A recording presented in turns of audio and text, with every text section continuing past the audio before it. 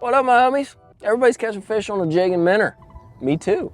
Like, it works, and I can't argue with the success that you have with that Jig and Minnow using forward facing. But as you can see, I got a whole array of tools next to me, because the question I'm always asking when I'm out fishing is, if I have to do the same thing as everybody else, how do I differentiate what I'm doing ever so slightly to maybe get a few extra bites, to maybe call up a few bigger fish? And that's exactly what we're gonna talk about, because there are definitely some tweaks you can do to this Jig and Minnow other than just changing out the bait to sort of add some features, add some appeal, and make it slightly different. And we're gonna start with terminal stuff. One of the things, if you guys pay attention to the videos that I've done, is everybody throws a ball head. I absolutely love a ball head, but I've been playing around with different heads. So I have this sort of Ned style head with a flat head. I'm actually building a jig sort of like this, but definitely different.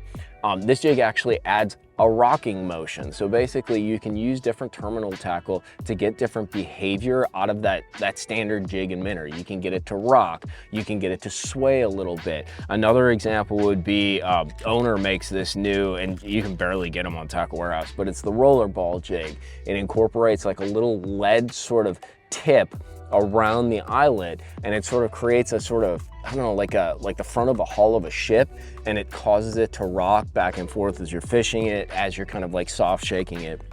The other thing too, and this is one I've noticed on Gunnersville, is, and dude, like, let me throw this out there first. It's really annoying because it's ultra light. Usually these jig heads that we're fishing are 3/8, a quarter, 3/16, an eighth. You know, not super light, but not super heavy. This guy is 3/32, so just under an eighth, and I also have it in a 16th. This is the Gambler hover hook.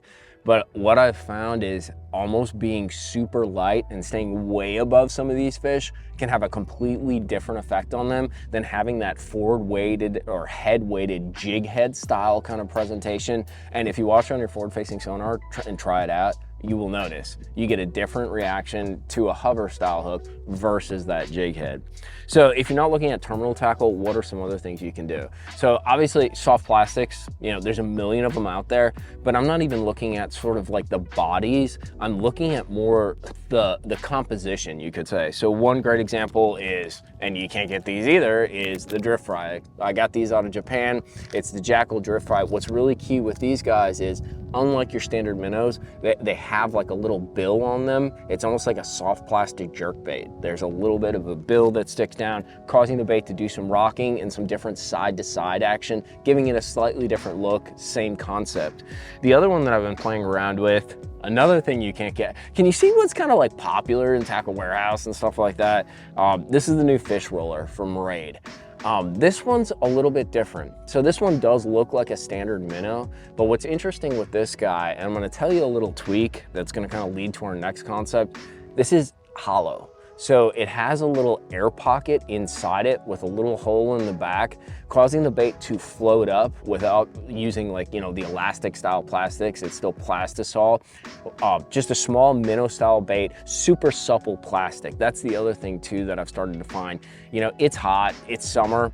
Doesn't matter as much if these things are super soft, but as we get into the colder water periods, that's when that super supple kind of presentation, that plastic matters, because that colder water tends to sort of tense and make that soft plastic harder and less sort of vibration oriented, less sway, less action. It sort of restricts the harder the plastic is.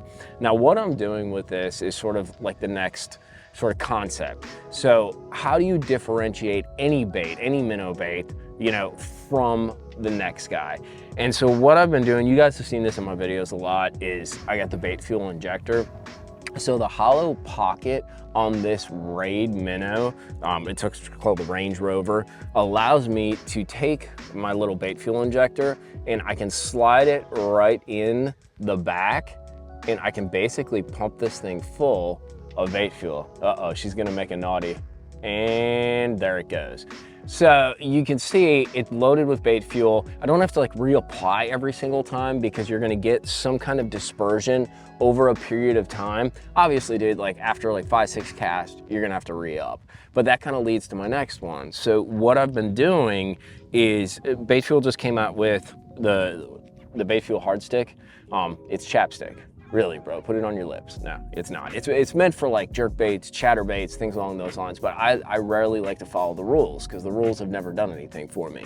So what I've done with this is I don't like applying all the time. So if I'm not using a hollow style bait, maybe if I'm using Salzman's minnow right here, I can take that and instead of actually applying it on the bait, which I can do, I've been applying it onto the jig head, and since it's a little warm out, it's summer, it just kind of wipes right on there, dude. So it's on there, it's applied. It has kind of a waxy sort of blend to it along with the water. So I think it sticks on there a little longer so I can make some casts, fire it away. And you know, every 10, 20 casts, I can add a little bit more to the jig. The last thing that I think is hugely important, and this is just a basic terminal setup deal, is one, your line, and two, how you're attaching that jig head and minnow to your line. And this is something I can't take credit for. My buddy Jacob Wall put me on this because I was tying a straight Palomar when I started out doing this, and that's using a loop knot. You know, your classic fishing loop knot. Basically, it allows the bait, just like my bait clips when I'm using them with the crankbait or that top water, it allows a lot more fluidity of motion. It allows that bait to rock more, and I think it just gives it a little bit of extra freedom. Whether it makes a difference or not, I don't know. I think it does though in how that bait darts and moves when you're doing that rod shaking. The other thing to think about too is we're using some lighter jigs, right? 1/8 ounce, sometimes a 3/32 if it's a hover rig, a 1/16 ounce. Getting down to certain depths, especially when you're trying to get this thing deeper, and using a light jig head or a light lead weight, oftentimes it matters what line diameter you're using. So I have Braid, you know, on my spinning setup for doing this. I'm always running Braid on that Daiwa Acceler, 12 pound. You know, I could run 10, but I get a lot more wind knots. This is 12 pound cast Braid, but also the line diameter of your leader. So I have 8 on here. I'll actually go down to 7 or 6. You'd be amazed how much faster an 1/8 ounce will fall on that 7 or 6 pound test. You gotta be softer with the rod and a little more careful. You can't go jacking them. But you will find you go up to 10, even 12 pound fluorocarbon, and it doesn't fall as fast. And that's because you're getting, you know, friction, basically water friction against that line. So kind of keep in mind, if I'm gonna fish an ultralight bait, like an 1/8 or a 3/32 or a 16th, like what depth am I trying to target and how fast do I need to get down there? And using that line diameter to affect that will also play a role. But I hope these tips will help you out. There are little mods that you can do. This is a highly detailed technique. So little mods that you can do to separate what you're doing, because everybody's doing the same thing. Jig and minnow, it works.